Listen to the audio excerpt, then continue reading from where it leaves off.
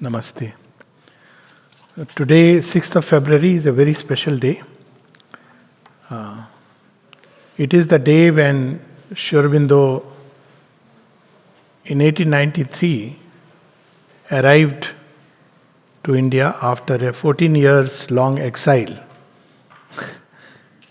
Just like Rama exiled to the forest, his father, just like the father of Buddha, had imagined that his son would be a big IAS officer, big thing those days. He will receive a completely westernized education.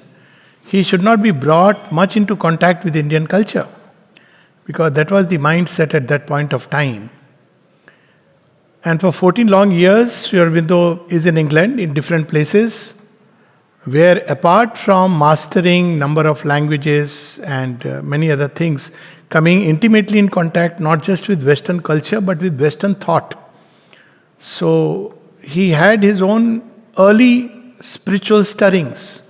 For example, at the age of 11, Sri Aurobindo felt that great revolutions are going to come all over the world, and he has to play an important role in that. And even before coming here, he had decided that he will dedicate his life to the service of the country and its independence, which is India. And then we know few chains of events followed. He took this ship called the Dupleix and sailed. Just before sailing, in one of his poems titled Envoy, it's like a message he is giving before he is leaving. So the last four lines read, me from her lotus heavens, Saraswati has called to regions of eternal snow, where Ganges paces to the southern seas, the Ganges on whose shores the flowers of Eden blow. So he had already very clear premonition of what is in for him, why he is coming. And when he lands in Bombay on Apollo Bandar, which is the place where the ship docks, so he experiences a vast calm. He describes it, a vast calm descended upon him. And this vast calm was the gift of Mother India to Sri Aurobindo, whom she must have seen or felt as someone who is going to play a future role in her own destiny and the destiny of mankind.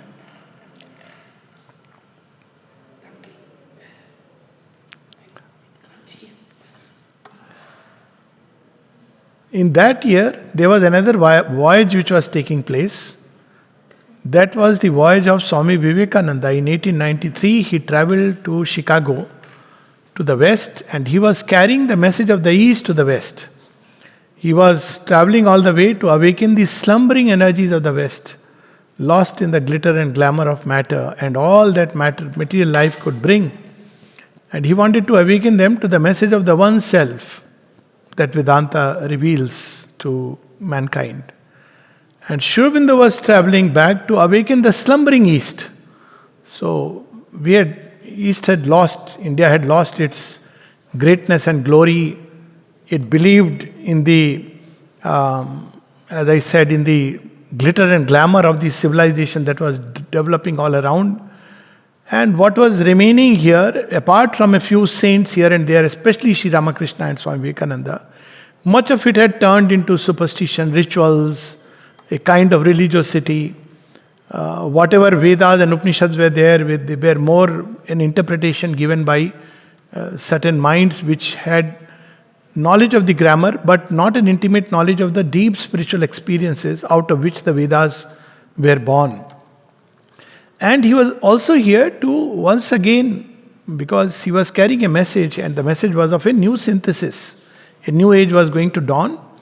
And if one word that characterizes Sri Aurobindo's life and work and yoga, we can use the word synthesis.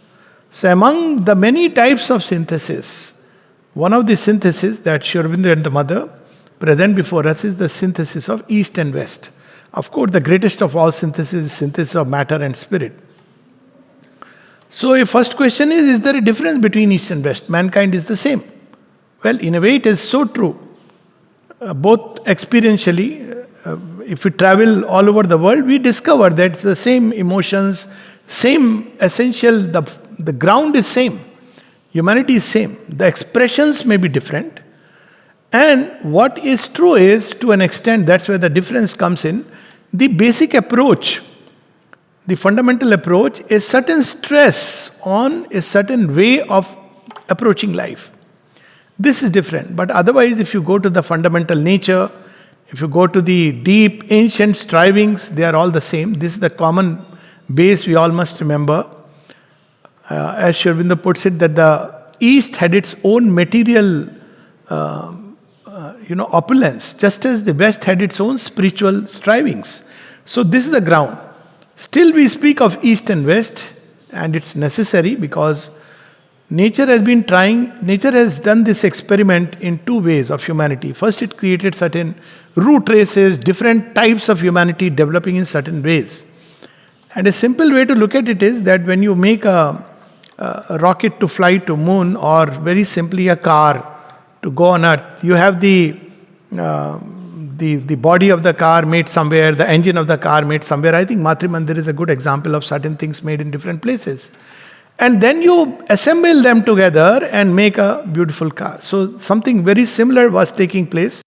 Humanity was developing along certain lines with stress on one aspect or the other of our complex human totality. And this was the experiment when there was a compartmentalization of humanity. But then we know that interchanges started with voyages. India's thought went as far as Egypt. There are so many interesting things about Egypt which directly connect with the Indian civilization, including the gods, Vishnu. I mean, the whole word Nile and Nile and many aspects, but I'm not going into it. In Greek, Pythagoras, Ptolemy, many of them, for instance, the whole idea of rebirth. Even Sri Aurobindo says that Christ carrying the message of compassion of Buddha and the devotional aspect of Sri Krishna. And he goes there and gives it to the Western world. So, India's thought was being carried to Europe and to, as I said, to Egyptian portions of the world. It was a thought which went with travelers, and quite naturally, people were probably attracted by all these stories to come to India. But the travel from the West to India was not just thought, it was physical. So there were actual invasions or whatever reason. But behind it all, nature was trying to bring humanity together. It had its own way. So also because when the Western thought came to India, it challenged a millennial old way of life. First time it was challenged by something from outside, which was so very different. It was a clash of civilization. And as always, nature, when it has to build a very complex harmony, it starts with conflict. And the greater the conflict, the greater the harmony. Aurobindo is a living example. Yeah, that's the way nature does it. Always, invariably, we can say that if there is a great conflict going on, then nature is trying to bring a very, very powerful, beautiful harmony. If there is no conflict, then nature is just told, okay, you go your own way, I go my way. So this is how initially there was a conflict. There was an effort to understand each other. Because behind all the political drama that was taking place, the fact remains that out of all the loot that went all the way from India to the West, something went which was like a priceless treasure. Not just Kohinoor, but a copy of the Gita. That's how the Gita reached the Western world. And we know how it started taking interest, and great thinkers, all these people, they read the Gita and found a wonder and a marvel. And of course, India also received a different kind of an approach to reality. So let's first understand what were the differences and what is that new thing which is going to come up, because then only it has a meaning. So there is a basic difference in the approach of the West and the East as it has been over the centuries. Things are changing now. So what was the difference? And it helps to understand each other. There is a story in one of the Upanishads that Virochana and Indra, they both go to Brahma and they want to know what is the self. So Brahma says, well, you, self means the self, it is in you. Look for its reflection and you will discover it. So both look for the reflection and Virochana discovered that, well, when I look into the still lake, I see my body. The body is the self. And Indra returns, keeps returning, says, but this is something which tends to change. The body tends to change. But the self is supposed to be eternal. And after some 108 times, ultimately discovered that the self is the indestructible, immutable, unchanging truth inside us. And that's where we see the two lines of approach which took place. Reality is one, but it manifests on many planes. In the Western world, the attention was turned outside, and this has deep, significant implications. It was in the outer field, necessary, as we will see later on.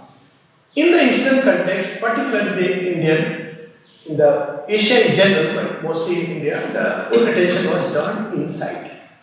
So while one was busy studying the material field, the other was busy studying the inner fields, the fields of thought, feelings. That's why when we come to psychology, I keep telling people that look, psychology is plenty in India. You can just pick up Mahabharata, Ramayana, Upanishads, Gita. They are the best books on psychology because it touches upon the intricacies of thought, feelings, will, impulsions, how we can work upon it. And from there, several distinctive things arise. For instance, in the West, action is important. So you judge a man by the action. You see somebody outwardly committing an act which you see that act is being committed, that's important, based on that you judge. In India, it has always been the motive. So there can be a holy motive, that's saved those words, something, a holy, sacred motive behind an outward act, which may apparently be shocking to the senses. That's how we see the whole message of the Gita. So, action, if you look at purely the action, it is something which the senses fail, even of a great warrior like Arjuna.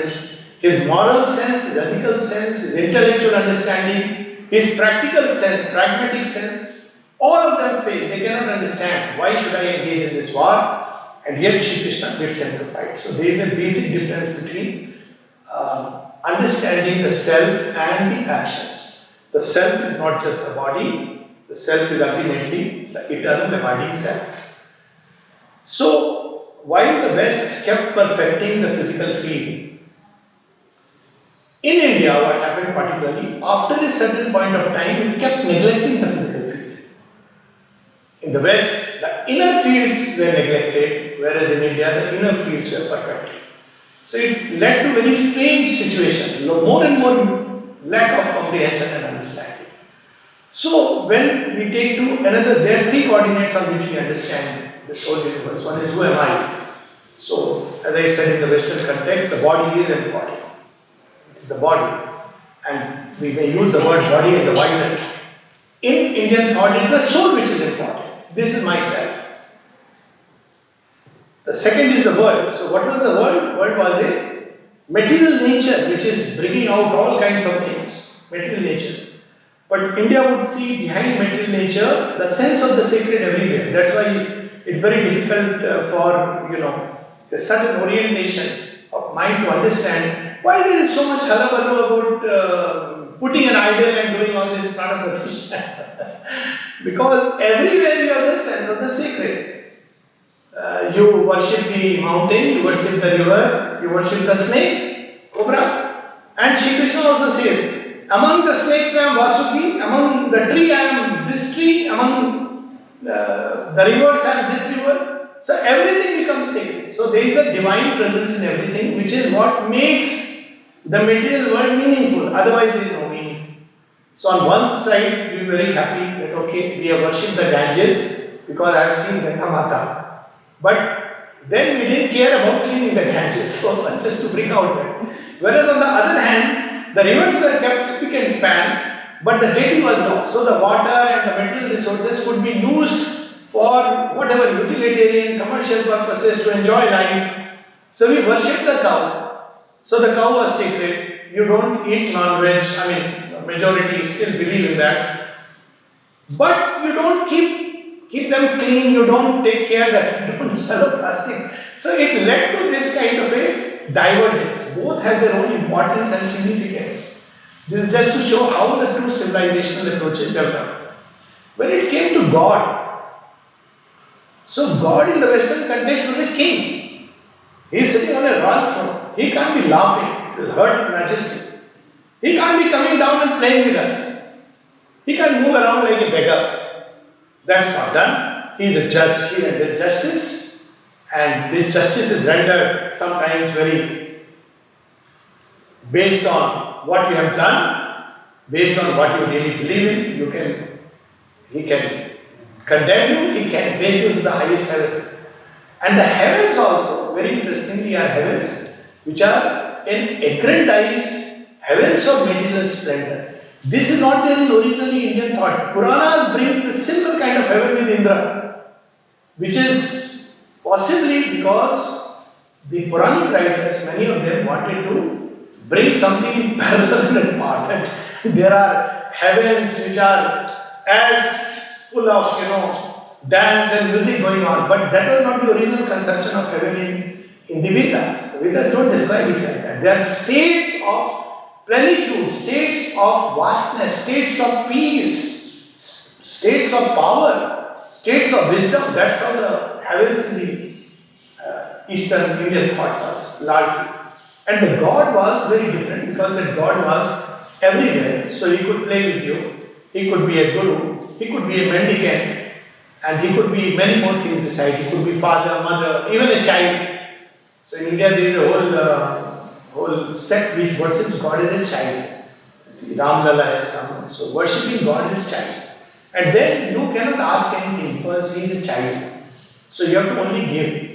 It is a beautiful way of, yes, they actually a Krishna sect. It's called Pushti Marg. Wherein God is a child, they treat Krishna as a child.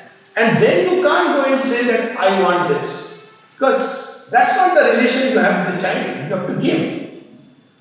You're not supposed to ask that. So this is how we explored God. The God, Indian God will laugh, He will sing, He will dance, He can create chaos, He will be involved with every possible human thing, including bringing down the matkas in which makhan is stored, all these things, butter is stored, all this He will do. So there is that basic difference between our approach to God. And Sri Ramakrishna said, on one side we have God-fearing humanity, but what India is doing is God-loving humanity. He is a lover, He is a playmate, and all kinds of things. So this is the other approach. So based on this, two very different kinds of humanities developed, and finally one very important distinction which came up is, in the Western context, because there is the vision is fixed more on the material field, outer. So when you look at the outer field, then what is the highest? It is man. So everything should be centered. Humanity is a religion in itself. It's very difficult, by the way, for an Indian mind to understand that why human beings can be more important than God. It's very difficult, but it is true. Whereas in the Indian context, God is more important. It doesn't matter. So human beings have their place, but only relative to if they can fulfill the grand plan or purpose of the divine, fine. If not, then human. So, in Indian conception, we have a God of destruction, a God who can engage, like Ma Kali or Shiva, who can destroy the world. Why? Because it is going to fulfill the grand plan of the cosmos of creation, fulfilling the divine will. So, humanitarianism developed as a religion in the West, which is very beautiful in its own way, but it misses something more fundamental. And that fundamental is in India, divine manifestation, pralaya. And from that came another view of space and time. So in Indian context, there always is a multiverse. So this is not the only verse. So people often quote that famous video of Carl Sagan, where he says this is the only place we inhabit. and we are just a dog. This appeals to a certain kind of mind. But to the Indian thought, it will not sound very appealing because there is a multiverse. Many space-time continuums exist. And very interestingly, and which is something which is very important, that in the Western context, time is linear. So time is moving forward. So earlier there is a primitive civilization. So as it is advancing more and more. So 5,000 years back, people are primitive. 10,000 years back, they are more primitive. Because time is linear. In Indian thought, time is cyclic. So in cyclic time, what happens is, 10,000 years back, humanity in some places may have been very developed. And when it collapses, it will pick up from where it left. So there is constantly this cycle of time. That's why we don't have a beginning and an end of time itself. Time doesn't begin and end. We can't say at this point time began. So the moment the divine and the becoming, being and becoming are all the time going on together. So cyclic time brings many interesting, now because of this differences, many interesting things come. For example, change of seasons, rebirth. Rebirth is one concept which comes due to cyclic time. And because of this cyclic time, there is no definite end. The whole approach towards death and life is very different. Once I remember Punadi, I think you must have met, the mother's granddaughter. So last 2 years she had come very close and we share our birthdays. So she was once telling me, that one of the differences that I find in the Indian people and the French, she has the French background. So I said yes. So it says, basically in India I see there is no fear of death. And this was an observation which is very true. What gave an edge to Indian army despite whatever, because this fear of death, the moment most of us are grounded in the Gita, but at the same time because of that these in medical field, this extremely intensive care where you put on ventilators, where you are trying to prolong the physical life, despite the herbs and all that, this never developed.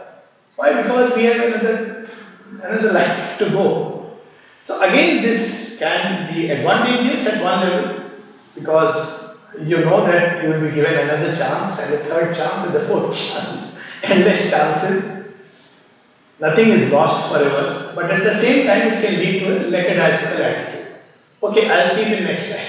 So, whereas in the Western country, because there is one life, so it makes life very challenging. You have to take it as make it or break it. It's in one life, so it has its own advantages. But on the other hand, it keeps on discovering ways and means to make this one life very comfortable, very, as happy as you can. So these are some of the differences which we see. Also the end point. End point, of course, in Indian life, the end point is moksha. The goal of life is to get free from the waves of ignorance. So this is how the two tendencies have developed. There are many other things that people speak about democracy and all. That's not true actually. Democracy has been in India also. Only it is not, there is no word like democracy used. But the king was there, but he was rendering his processes were democratic, as we see in the life of Rama, that he is a king, but he tells all his subjects that look, to all his ministers he says, if there is something which I am doing which is not according to the right principles, aniti, that's the word he used, don't be afraid of telling it to me. And people will go and bring back message that what's happening in the kingdom. That's how we know the famous banishment of Sita took place. That I need to know what's happening in my kingdom. Are we happy or unhappy? Now this is one kind of democracy which was practiced in India. But the other kind of democracy, as we see practiced in the West, which very evidently says its time is over, is that the freedom is only to vote. And once somebody comes in power, these are the few people who are going to govern. And they are eyeing on the next elections. Everywhere it's the same. And so Also because unless you have a very informed audience who are able to understand, it's not just about being educated, who are able to look behind all the promises, all the big speeches which people are giving, politicians are giving, you may be completely misled. It happens all the time. In India, we see it very commonly. So in India, still there is the concept of the king. So people often wonder that why Indians vote for personalities. This is the reason. If there is a leader, if he is someone whom Indians will revere or they believe in, they will vote. They will not go so much into the nitty-gritties of the promises or the lectures. They just need to have trust. Because that is how this whole ethos is developed. So this is the background. But now we are entering an age of synthesis. So what should be this synthesis like? Should it be a synthesis where pell-mell we just create chaos? So we have either an Indian attire with all the Rudraksh mala and this thing. Sometimes people who come from the other side of the globe, they try to dress up like that, something which Indians have discarded. Or we adopt a kind of way of life, dress and everything else, and in the name of unity. Shobito cautions us that this is not the way. If you try to do it, it will create confusion and chaos. So this unity must have a base. And very clearly he says that, I'll read something from Shobito directly, base has to be Eastern. Because Brahman is the abiding reality. If you miss that base, that there is one divine reality and give other things importance, then the whole thing is going to collapse. So human is important. He said this is a wonderful message of the West that East must take. But its importance is because it is the instrument and means to manifest the divine. Humanity for humanity's sake doesn't become important. So you see the difference. It's a very subtle difference. So humanity, just because one is human, so therefore it's important. Everybody who is human, the importance of humanity because it's a very important instrument to manifest the divine.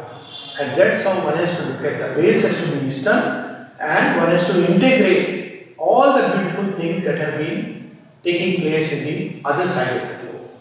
And this he puts in very beautiful way, just a couple of passages, these are from assortments. Yeah, this one we already. The same order is observed about good and evil.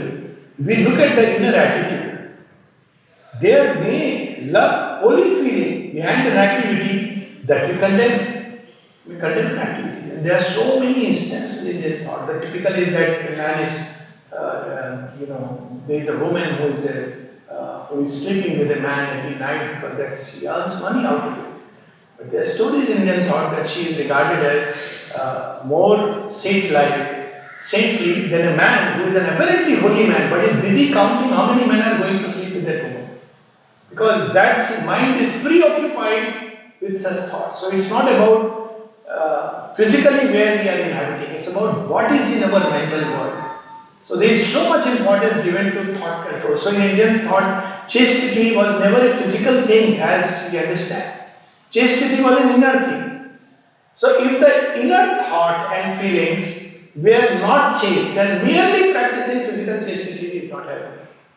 And there are countless stories like that, which I am resisting the temptation to go into. So this was a very different concept than the idea of Victorian morality, where outwardly we have one marriage and everything. Here it was not about one marriage, but that inner mind, thought, heart, will, everything is with one. It is far more difficult to practice. So, Shobita even goes on to say at one point, if you look at the inner life of human being, you could well say that there is none who can claim to be practicing chastity. So, and this too was not for its own sake. Chastity itself was so that we can learn to conserve and discipline our energies for a higher good. So it was not in its own right an end in itself. Just as behind the outwardly good or sanctimonious conduct may lie hidden the self-seeking of a scoundrel. So there may be apparently a very good activity outside, but inside the person may be very selfish. So he speaks of that. The unification of the East and the West is the religion of today. And we see Aurobill is standing place where this is one of the experiments that is being materialized. But in this task of unification, if we consider the West as the foundation or the chief support, we shall be making a grievous error. He says that very clearly. But the foundation has to be the Brahman, the reality, the eternal, the divine, call it by whatever name. The East is the foundation, the chief support. The outer world is established in the inner, not vice versa. Respect and emotion or inner attitude, bhava, are the source of energy and activity. One has to be faithful to one's inner attitude and sense of reverence, but one is not to be attached to the application of force and the external forms and means of activity. So that's how he explains the whole. And so beautifully, this passage, when I was reading, I thought he's probably writing this few days back. Look at this sentence, this passage. The reason for this is the ill effects of democracy that follow from an attachment to its outward forms and instruments. 100 years back, I don't think democracy had realized the dangers. So long, having created a government wholly favorable to democracy, America was fond of declaring that there was no other country which was equally free. But in reality, the president and the executive officers, with the help of the Congress, rule despotically and support the wrongs done by the rich, the injustice and the all-consuming greed, and they themselves grow fat by the abuse of power. I don't know this was sitting in parliaments today and watching everything as if he is reading the hearts of people who are all around. Now these things are becoming more and more obvious behind the facade. The subjects are free only at the time of electing representatives. But even then, the rich maintain their power through huge expenditure. And even later, by buying up the representatives of the people, they exploit and dominate arbitrarily. France is the birthplace of democracy and freedom. But the administrators and the police, who had been created as instruments to run according to people's wish, the departments, they have now turned to numerous miniature autocrats. Since the government and politics are determined by every change in the opinion of the fickle and half-educated electorate, the British race has lost its earlier political tact and faced with danger from within and without. Looks like all this is happening today. There is forcing in the past. And that is the danger and problem of democracy which we need to understand. So, he'll give the solution also. The foundation within, the expression without. By adopting Western instruments, we shall be in danger. We have to create in keeping with our own nature and the Eastern view of things. So, this is important that the base has to be, the foundation has to be the one divine reality. All else is a structure and a superstructure. This foundation, if it is removed, then there is a problem. It's going to create a chaos and confusion. Then very interestingly, in his message to America, a very interesting story when Swami Vivekananda goes to America. And the people there asked him that, we are also sending, you have come from India to bring the Indian philosophy and metaphysics and culture and religion. We are also going to send to India clergymen and others. And Swami Vivekananda said, we don't need that, we need money. Very point blank. He said, America should contribute monetarily to India and India will contribute the knowledge base, especially of the higher truths. Now you see this, and Mother foresaw it. Mother says that, in the New World Order, she saw India and America coming close together. One as a spiritual partner, the other as a material partner. Because that's how a New World Order can come. Now, how far it is developed, it will develop, goes back, all these things are happening. But this is how she saw it. East and West have the same human nature. This is a message to America basically. A common human destiny, the same aspiration after a greater perfection. The same seeking after something higher than itself, something towards which inwardly and even outwardly we move. There is a common hope, a common destiny, both spiritual and material, for which both are needed as co-workers. So this is where we have to move. But what shall be the idea and the goal? That depends on our conception of the realities of life and the supreme reality.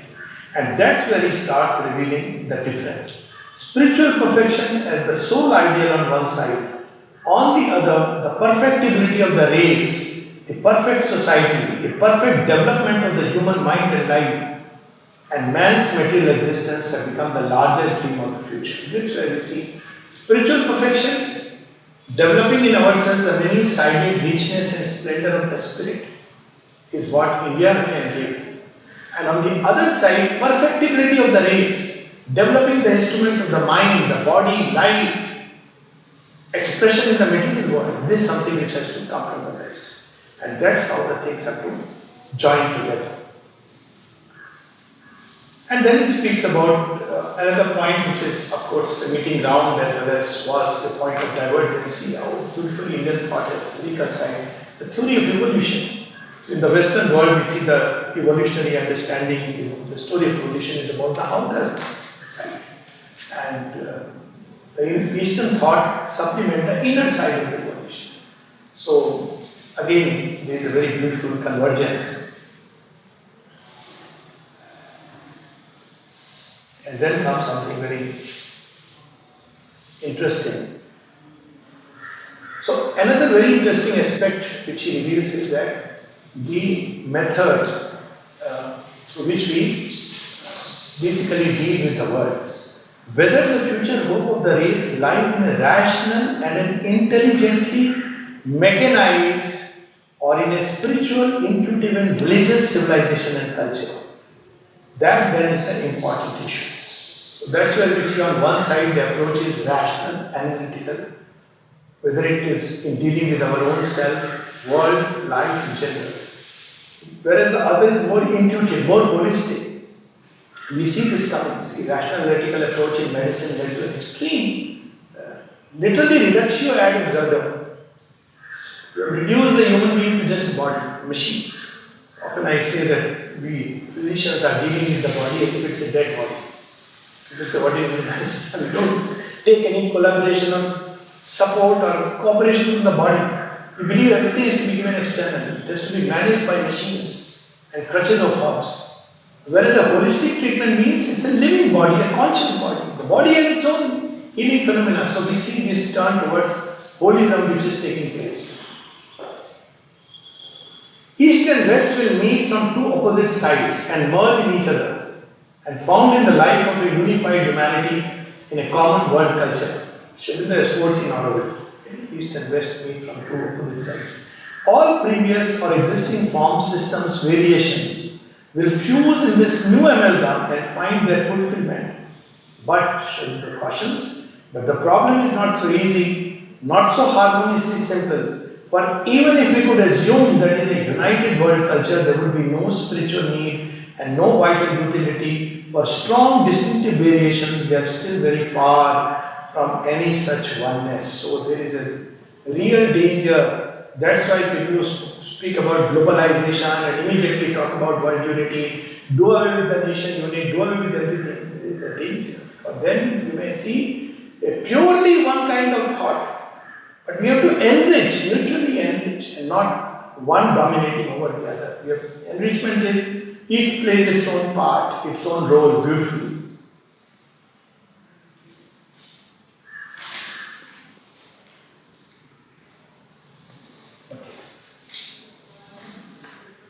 So, two places where he says, the message of the East to the West is a true message. What is the message of the East to the West? Only by finding himself can man be saved. And what shall it profit a man though he gain the whole world if he lose his own soul? This is the message of the East to the West. Discover yourself, your higher self, your true self. And if you don't discover it, then all else you may have, but it counts to nothing.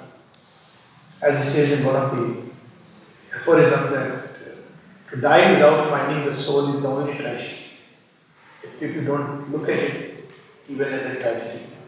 The West has heard the message and is seeking out the law and truth of the soul and the evidences of an inner reality greater than the material. But the problem here is that the West is seeking it in its own old way.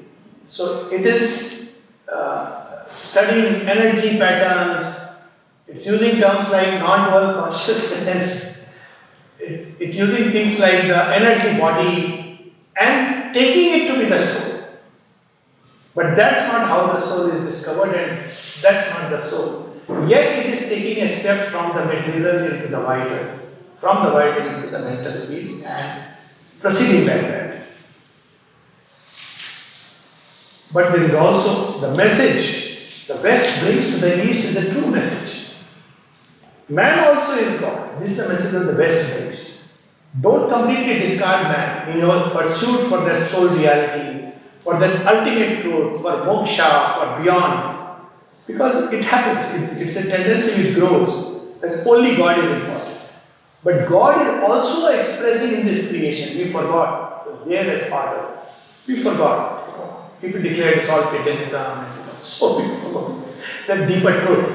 But man is an instrument to manifest the divine. So you can't cut him off and realize. So man is important. This is a message of the West. Man also is God, and it is through his developing manhood that he approaches the Godhead. Life also is the divine. Its progressive expansion is the self-expression of the Brahman. And to deny life is to diminish the Godhead within us. This is the truth that returns to the East from the West. How beautifully should we say returns? Other place he says the West is receiving and responding. Because this truth was there at some point of time, but we lost it and so India fell through the staircase of Mayavad, illusionism and all that. This truth existed and obviously, paucity of time we can't touch upon all that, how it existed. But this is returning to the East, translated to the language of the higher truth that East already possesses. And it is an ancient knowledge. The East also is awakening to the message. The danger is that Asia may accept it in the European form, forget for a time her own law and nature, and either copy blindly the West or make a disastrous amalgam of that which she has in its most inferior forms and the crudenesses which are ingredient. See, this is the true message, but we should be careful how we accept it. Finally, there is a very interesting passage which comes, but before that passage, I have insight about the third sight. So, the third eye of Shiva. So, we all have heard the story. And the story is very amazing. I have discovered many intrinsic senses in that story. The story is very simple that Goddess Parvati, who is none else but the Divine Mother, but born to the mountains, she has taken birth upon earth. And she is to marry Shiva. Why? If she marries Shiva, then they will be born Kartikeya. The story of birth of Kartikeya is immortalized in Kalidas epic Kumar Sambhavam. And only this child has the capacity to destroy the demons upon earth. Imagine. Why? Because the demon has asked a boon. Only with a Shiva's child I can be destroyed. Shiva is an ascetic. He doesn't want to marry. How are you going to solve the riddle?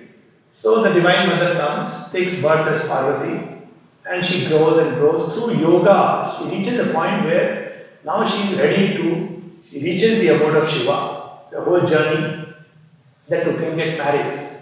But Shiva is lost in this trance. How are they going to meet? Nobody can pull Shiva out of his trance except Kamadeva. He is the one who manifests love on the vital plane, the power of light which draws all things and love. So he shoots his arrow, Cupid, and Shiva opens, but when he comes out of the trance, he opens the third eye. So the first act is that Kamadeva is destroyed. But actually he is not destroyed, he is transformed into Ananga. That means he becomes impersonal universal force. The God becomes in all creation. So it is actually a liberation. So Kama is liberated from the form And he once again rediscovers his formless essence. It's very interesting. And when that happens, then Parvati and Shiva, now they are ready to get married. So the story is shown in a very dramatic way, very humanized version. But my understanding is the left eye and the right eye are these two poles through which we see things. They symbolically represent. One is the material pole, the other is the spiritual. They are part of one reality. But we can see either matter or we see the spirit. That's how in Savitri we see Satyavan telling Savitri that when I plunged into the depths of myself, I found the self but lost the world. And when I went into the world, I lost the self. But now thou hast come and all will surely change. So he sees that she will be the bridge. But ordinarily, these are the two eyes, the two brains also. Two approaches, rational, analytical, the other is more holistic and synthetic by its very nature. The third eye cannot open till they fuse and become one. Material nature aspiring to the summits is what is the Western civilization in its own way engaging. Shiva, in his trance, must open his eyes. That is the Eastern Indian thought, lost in the ultimate absolute Brahman, must open his eyes and be willing to wed material nature.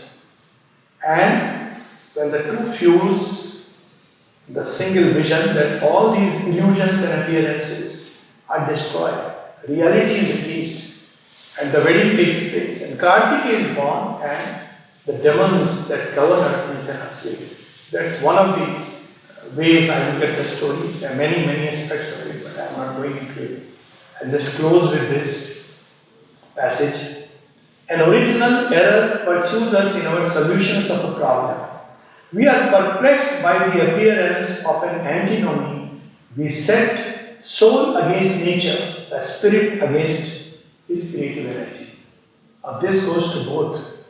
They are not two. That's why in India, at one place, they even say very humorously that people try to do away with God, but you can't do it. Like in politics, he speaks about that. God is too much there. Just find it's a very, very humorous passage.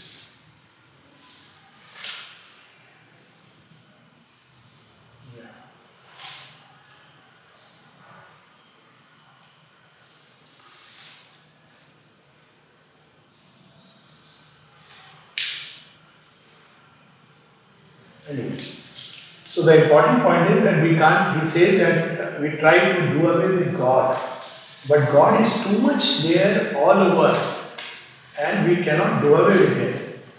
Yes. Here it is. What the European understood by religion had to be got rid of and put out of life. That's why we see a growing atheism and Gnosticism all over the world.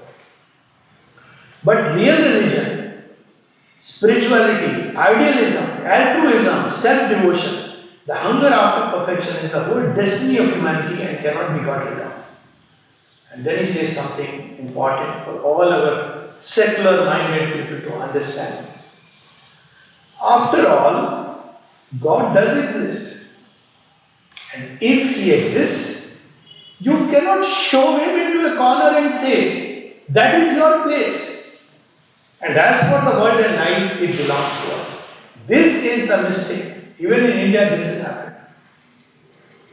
You cannot do it. You have to evolve to a point where material nature reaches its ultimate perfection, right next to Shiva. When Shiva, the divine soul, opens and blesses them, they come together. So he says he is everywhere, and with this sense of humor, He pervades and returns. Every age of denial is only a preparation for a larger and more comprehensive affirmation. And that's what we see happening. But soul and nature, Purusha and Prakriti, are two eternal lovers.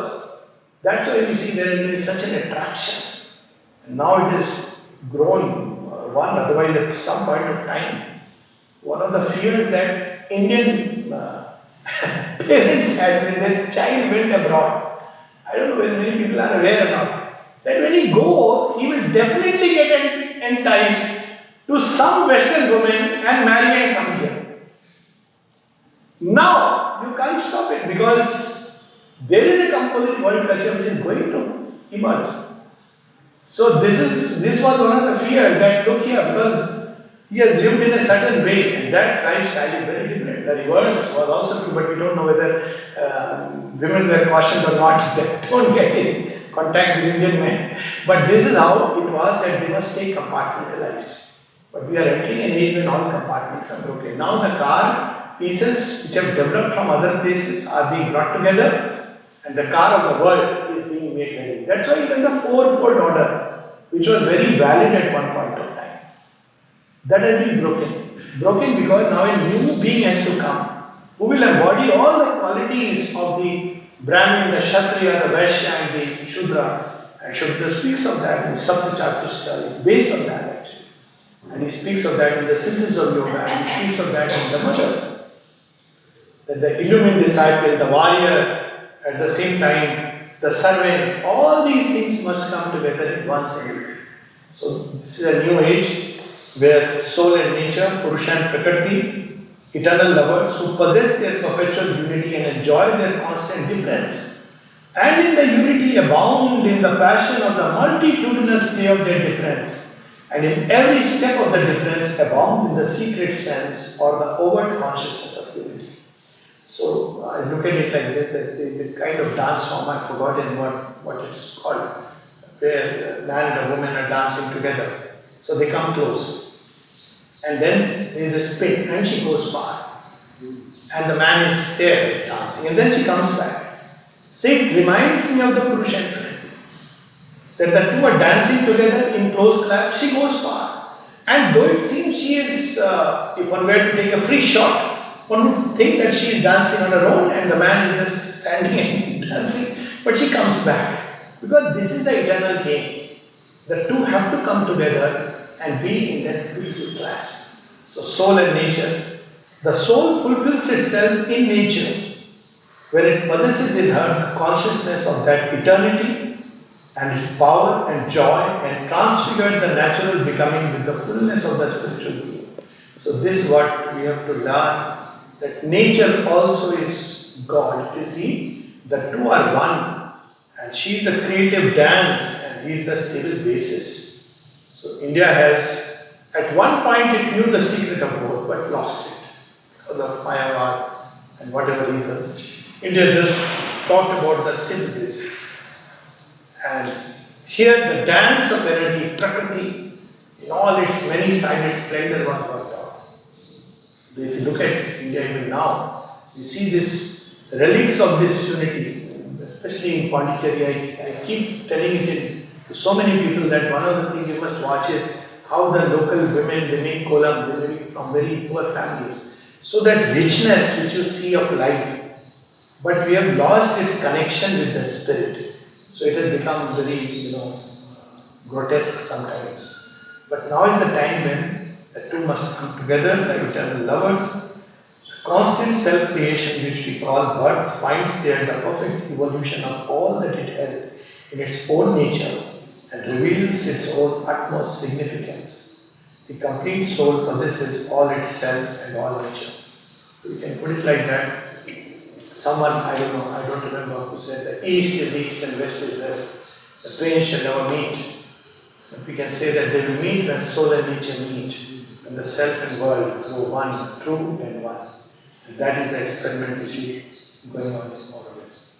Both had their own unique ways of approaching reality. One, like Parvati, has done tapasya, material nature, taking it further and further. There is still many steps to go. Because when we come out of the vital, we enter the material, we enter the vital world. So that we see in Western science, this vital energy and all that is come. Then into the mental world. And then finally you are ready to reach that abode of the divine soul, where the trance-bound divine spirit opens its eye. And when the eyes glance meet each other, then the third eye opens. And there is the unity of spirit and matter. So this, I suppose. Thank you. Is some question or something has been happening.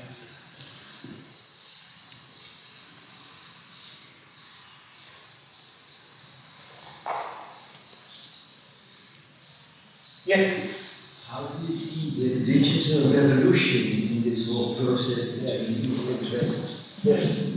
Yes, very true. Thank you for that question. How do we see the digital revolution which has gone right on to AI? So basically, both the evolutionary impulse in the last century and especially last 60, 70, 80 years has taken a leap. In fact, I would say since the time of the Mother Eshwari's coming, the evolutionary impulsion has taken a great leap. So again, this is leaping in two ways. One is the material. In the material field, not only new discoveries are being made, will be made. At the same time, in the spiritual field, you see, there is a lot of new ways of understanding the relation of the divine with matter, new ways of exploring rather than the standard paths that we read about. So, spiritual evolution is also being given a boost because of this new energy in this creation. Now, who will reach first is there where the problem is. That there is a great vision of the mother, which is just like the deluge. She speaks about the great flood, which is chasing, and she is sitting on a boat. And this flood is chasing, and she is going, and she knows there are critical corners. And if she avoids, then the world will be saved. It's a very fascinating long journey. And finally, of course, she crosses through. So, what has happened in the Western world and in the world of where material nature was regarded as all, this evolutionary impulse has led to explosion of discoveries. One of the signs that Sri Aurobindo said is the sign that the supermind's descent is imminent. One of the signs was knowledge has burst beyond the seams. The mother even spoke about the quantum world and she said that they have truly entered the occult domain. At the same time, I am not sure if spiritual evolution is proceeding at the same pace. That's where the problem lies, because as he has said, all would change if man consents to be spiritualized. So there are those who are destined for the spiritual evolution, and Sri Aurobindo and the mother repeatedly have told us, you should focus on that, because not everybody can engage with it. So it's so important because there are few who have been called for spiritual evolution. And they have to focus on that part because, as he said in the Life Divine, we are facing an evolutionary crisis. Material science has advanced and created a superstructure of civilization.